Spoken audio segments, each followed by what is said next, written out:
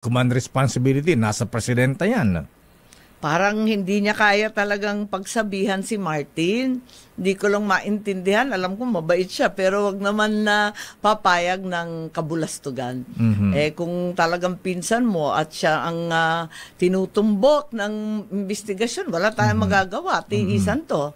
Ikaw naman ang manang, hindi ba sila nakikinig sa iyo? Dapat sabi nakikinig. ko sa'yo, 2021, ngangaw na ako dyan Pero hindi nga ako masyadong pinapansin. Pero palibhasa, mahal ko naman yan kahit papano, kahit nagagalit siya sa akin. Gusto ko talaga na maisaayos kasi ang sagwa naman itong nangyayari. Ayan na, hindi ba nakikialam? Hindi ba kayo pinagsasabihan ni Madam First Lady Imelda Marcos na, nakakahiya kayo, magkakapatid, magpipinsan, hindi kayo nagkakasundo?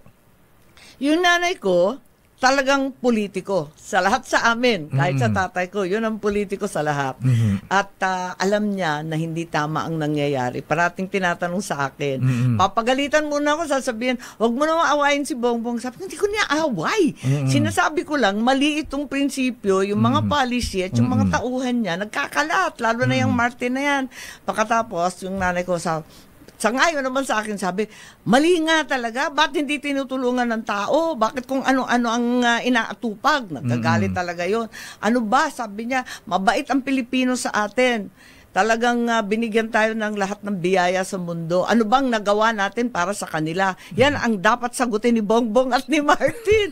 Nagagalit yun Hindi ba, kayo hindi ba nagbibigay ng unsolicited advice, ika nga? Siguro walang may gusto ng unsolicited advice. Ay, nako talaga. Tapos nakakatawa nga, sabi ko, ano ba ito? Pakonti na ng pakonti yung family reunion. Ako ang unang na outside ako lambo. Pagkatapos nun, ayan si Toby. Nung sinisisi na sa kanya yung alyansa nung eleksyon, abay nagalit na. Pagkatapos nun, nag-disappear na si Martin sa sangkatutak niyang eroplano.